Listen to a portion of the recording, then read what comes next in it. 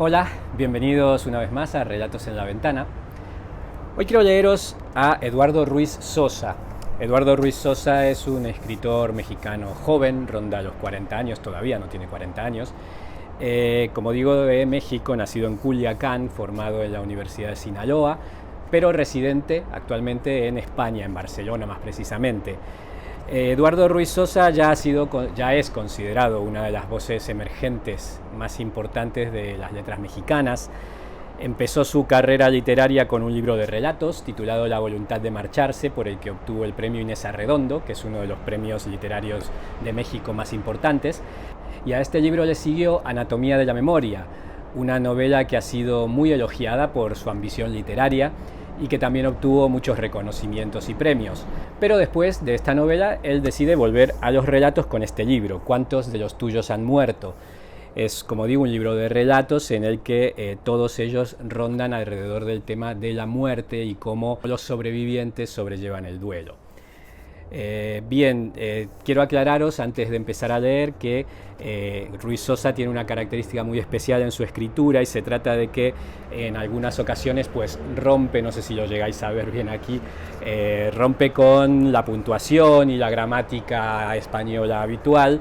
Y eso realmente, más allá de ser un truco literario, que no lo es, le da mucho ritmo interno a la prosa, que es muy interesante. Bueno, os voy a leer este cuento, voy a intentar que esto se note, que este ritmo se note en la lectura, a ver si me sale bien, y espero que os guste este relato, que es titulado Que el mundo arranque tus ojos. La primera vez que le ayudé a fingir su muerte, pensé que era parte de su trabajo como actor, no una necesidad vital que incendia las tiranías a las que nos sometemos para seguir estando, de alguna manera, unidos a este mundo. El actor profesaba una idea de lo efímero y lo perdurable que quizá nunca comprendí, pero que estableció la manera en que me relacioné con él desde el momento en que supe de su existencia. Es un ejercicio, me dijo, que muerde el espíritu de los otros. Ser presencia en los demás, ser la sombra, el fantasma que ellos perciben, pero que no reconocen. Una vez me explicó que en la juventud logró convertirse en un fantasma. No fue voluntario, no lo planeé entonces, pero me di cuenta del poder que ejercemos cuando nos convertimos en un sustrato que los demás sienten y no logran explicar, me dijo. Vivía en un departamento compartido con otros estudiantes. En un momento, como pasa siempre en esos años en que los compañeros de casa cambian cada tantos meses, ninguno de los demás habitantes lo conocía en persona. Sabían que la habitación del fondo estaba ocupada por un estudiante de teatro, pero nunca lo vieron llegar, nunca lo escucharon, ni percibieron la sombra de sus apariciones, y se habituaron a pensar que nadie vivía ahí, que esa habitación estaba realmente desocupada. Él perseguía el sigilo, la soledad, la ausencia. No pudo explicarme por qué. Mediante gestos y esfuerzos mínimos, logró que nadie supiera de él durante un par de años. Cuando se dio cuenta de su condición de espectro, de recuerdo perdido, comenzó a asistir a las fiestas de sus compañeros y fingía ser un invitado del habitante más antiguo de la casa. Contaba historias sobre él y alguna vez, incluso, se quedó a dormir en la sala y se fue temprano por la mañana, quejándose de no haber podido ver a aquel amigo tan esquivo. Escuchó lo que los demás imaginaban, las teorías sobre su ausencia, su comportamiento, las ocasiones en que sospechaban que estuvo en la casa porque algún rastro de su presencia había quedado. Un rastro, dijo, ser un rastro en los otros. A eso aspiro. Ahora pienso en la palabra rastro y en su parentesco etimológico con rostro, su lejano eco en la herida de poner el rostro frente a una pena o el infortunio. Creo que algo de la esencia del actor está en esas palabras. Lo cierto es que aprendió a disfrutar una suerte de fama sin público, o una condición efímera de esa notoriedad, propia por demás, según decía, de la misma idea de la fama. El actor es en los otros, solo cuando no es él mismo, decía. Siempre me pareció que tenía razón en todo lo que explicaba, que su motivación al hablar no era doctrinal o teórica, que no se trataba de un modo de entender el teatro, sino de una confesión en torno a su vida, en torno a su idea de sí mismo. Su manera de hablar, llena de espigas, incendios, mansos ojos lentos, germinaba bosques, playas primitivas acantilados entre quienes lo escuchaban. El ejercicio era una suerte de costumbre entre un reducido grupo de asistentes, miembros de una imposible compañía teatral, amigos, colaboradores silenciosos y cómplices, deudos, finalmente como éramos todos. Aunque siempre cada experiencia era diferente en una esencia íntima, intentaban no repetir la forma visible del morir. Durante 15 años, tal vez más, por lo que pude averiguar, había llevado a cabo casi una docena de escenificaciones. Murió en hospitales, parques, plazas, en la mitad de uno de los puentes que cruza el río, un museo, en calles atestadas de viandantes. Murió de infartos, hernias cerebrales, lupus, ahogamientos, causas naturales. De alguna manera, después de conocerlo, me fui implicando en aquellas actuaciones que de tanto en tanto ponía en marcha. No siempre escenificaba muertes, aunque a los pocos asistentes siempre nos pareció que aquellos eran los montajes que más impactaban a un público que desconocía su condición de público. A veces simplemente se sentaba en uno de los bares de arrabal que sobreviven en el centro de la ciudad y comía y bebía con la delicadeza de un pájaro. En otras ocasiones, en un lugar bullicioso, explicaba a algún acompañante cómo había perdido todo su dinero en una estafa, un fondo de inversiones fraudulento, la casa, la familia, la salud, y cómo estaba reuniendo valor para suicidarse, saltar de un puente, arrojarse a las ruedas de un autobús, cualquier cosa. Había días en los que solamente paseaba, en bicicleta o a pie, y su gesto era suficiente para que todo mundo lo notara y se llevara en la memoria la imagen de su figura. A veces bastaba con verlo beber agua para quitarnos la sed. Atendía como deudo a los funerales, a las salas de cuidados intensivos haciendo de enfermero preocupado, nunca de médico, pero no era la suya una vocación plañidera, sino una forma de la vecindad, de lo próximo y lo lacerante. Existe la sospecha de que así comenzó su destreza, en esos gestos de serena compañía, y cuando alguien se encontraba de golpe con la desgracia, el actor era capaz de amputar dedos, desintoxicar venas, acompañar esquizofrénicos, vigilar a las madres enfermas, criar a hijos ajenos, organizar el sepelio del amigo más querido. En su forma de hacer las cosas había algo más allá de lo cercano y lo propio, como si esa máxima del actor que es en los otros fuera un modo de vida oblicuo, necesario, como si el atravesar a los otros fuera la manera de llegar a lo nebuloso de lo que está vivo, de lo que se niega a morir, aunque esté en los lindes de una marcha interminable. Aquella vez viajamos a una ciudad vecina donde nadie habría de conocernos. Me pareció innecesario. ¿Quién conoce a un actor que solamente escenifica estrenos? El guión era sencillo.